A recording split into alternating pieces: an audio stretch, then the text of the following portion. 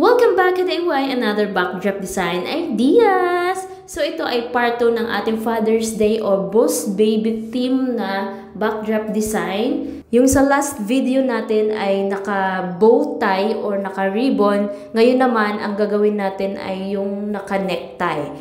So una, yung base natin ay plain lang, plain white, at nag-insert tayo ng another white color na tela. So gagawa lang kayo ng pa-triangle na tela, isasampay lang natin siya. Ayan. So, dahil kahoy yung backdrop stand natin, so itatamtax natin. Kapag stainless yung or metal yung backdrop stand nyo or yung wire lang, so ipipin nyo lang siya doon sa base nyo. So, ayan. Dapat naka-triangle yung tela natin at maglagay rin tayo ng another triangle dito sa kabilang side. Ayan. Para dalawa yung triangle natin. Para yan yung kwelyo ng ating polo. Next naman, mag-i-insert na tayo ng another clute. So, yung gamit ko ay dark gray. Sobrang haba to na tela yung ginamit ko. So, hinati ko lang siya. Ayan. At sinampay sa backdrop stand natin. So, pagkakasyahin mo lang siya every side. Ibubuka mo lang, pagkasyahin mo lang siya doon sa gilid.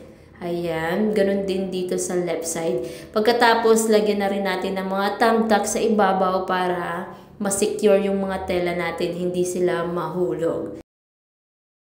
So, yung gamit kong tela ay Silk Alpagena. Then, yung haba na magagamit natin sa gray, kapag putol-putol ay 3 yards, 3 yards, 3 yards sa left, 3 yards din sa right. So, ayan na yung magiging look niya. At ito na yung ginawa kong DIY na necktie at ilalagay natin dun sa gitna sa may dalawang triangle.